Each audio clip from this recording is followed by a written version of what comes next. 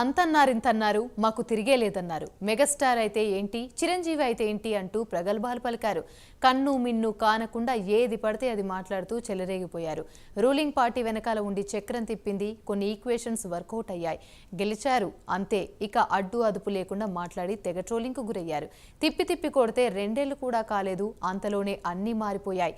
Megastar power ఏంటో, ఆయన విలువేంటో ప్రపంచమంతా చూసేలా మరి తెలిసింది. మరి ఇప్పుడేమంటారు మంచుమెన్?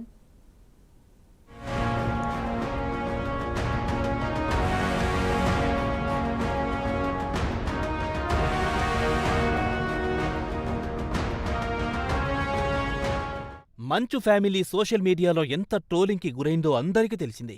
వారేం చేసినా ట్రోలింగ్ అనేది కామన్ అయ్యేలా చేస్తుంటారు. అలాంటి మంచు విష్ణు మా ఎన్నికల్లో పోటీ చేశారు. ఆ టైంలో ఏకగ్రీవం కోసం చిరంజీవి ప్రయత్నించినా ఏమాత్రం లెక్క చేయకుండా అయితే ఏంటి అన్నట్టు ప్రవర్తించారు. ఈయనకు నటుడు నరేష్ కూడా తోడయ్యాడు. వీరిద్దరూ కలిసి వేసిన ఏషాలు అన్నీ ఇన్ని కావు. నన్ను సైడ్ అయిపోమని చెప్పింది చిరంజీవి అంకులే. సో కుదర్ నేపథ్యంలో ఎలక్షన్స్ వచ్చాయి. నాన్నగారు లేదులే ఎందుకు ఎలక్షన్స్కి వెళ్దాం ఎవరైనా, సో ప్రకాష్ రాజ్ గారిని ఆయన పోటీ చేస్తున్నారు, ఎందుకు యునానిమస్గా చేసేది కదా విష్ణు, ఎందుకు పోటీలో ఉండేది, విత్డ్రా చేసుకోమని చిరంజీవి అంకుల్ చెప్పారు. దాని తర్వాత ఎందుకు వద్దు, ఎందుకు ఒకేసారి ఎలక్షన్స్కి వెళ్దాం అనే ఉద్దేశంతో ఎలక్షన్స్కి వచ్చాం. So so I think Charan is right, he's 100% right. నేను చరణ్ పొజిషన్లో ఉన్నా నేను అదే చేస్తాను. నాన్న మాట నేను జవదాటను, నాన్న మాట అతను జవదాటు.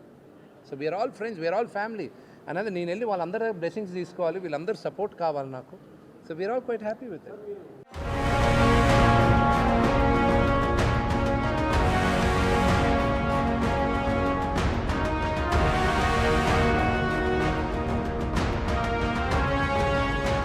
ఇంతకీ ఇండస్ట్రీకి సమస్యలొస్తే కదిలి అంతా చేసింది చిరంజీవే తప్ప మా అధ్యక్షుడైన ఈయన కాదు. టిక్కెట్ల మీద మీటింగ్కు కూడా చిరంజీవే చొరవ తీసుకుని జగన్ ముందు తగ్గి మరీ ఇండస్ట్రీయే ముఖ్యమని సిగ్నల్ ఇచ్చారు. తనను సీఎం పిలవకపోయినా కావాలని వెళ్లి కలవడానికి ప్రయత్నించి కలిసి అక్కడేమీ మాట్లాడకుండానే బిల్డప్ ఇచ్చి వచ్చేశాడు మంచు విష్ణు. సో నాకు వరుసకి బావగారు అవుతారు, కానీ నేను అన్నా అనే సంబోధిస్తాను. ఎందుకంటే నాకున్న చనువుతో, ఎందుకంటే వినీ సైడ్ ఆఫ్ బంధువులందరినీ నేను ఒక గత 15 సంవత్సరాలుగా విని వాళ్ళందరిని ఎలా పిలుస్తుందో నేను కూడా వాళ్ళని అలాగే పిలుస్తాను. సో జగన్ ఇంటికి రావడం it was a personal visit, nothing more than that. Yes, ఇప్పుడు మీ అందరికీ అటెన్షన్ ఉంది బికాజ్ అప్పుడైతే సైలెంట్గా వచ్చి వెళ్ళాను. ఇప్పుడు కూడా ఐ డోంట్ కమ్ ఒఫీషియల్, నేను వచ్చింది నా పర్సనల్ విజిట్. నేను అన్నతో లంచ్ చేయడానికి వచ్చాను, అన్న ఉదయంతో. సో భోంచేసాను చేశాను, ఎన్నో మాట్లాడుకున్నాం, సినిమా రంగం గురించి కూడా చాలా మాట్లాడుకున్నాం.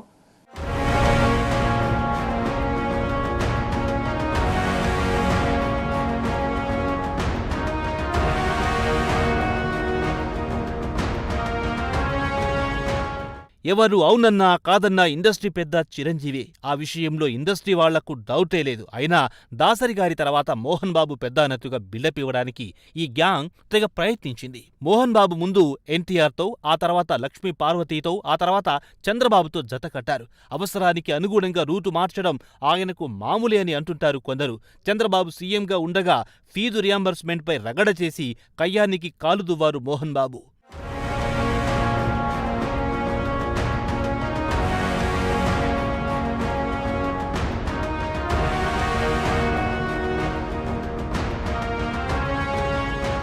ఇక జగన్ బంధువులతో వియ్యమందుకున్నారు మోహన్ బాబు. ఆ తర్వాత జగన్ అందలమెక్కిస్తాడని భ్రమపడ్డారు. కానీ అలాంటిదేమీ జరగలేదు. దీంతో రియాలిటీ తెలిసొచ్చింది. ఇక కామైపోయారు. అటు తర్వాత జగన్ గురించి మాట్లాడకుండా జై బీజేపీ అని అందుకున్నారు. అది కూడా వర్క్ అవుతావలేదో.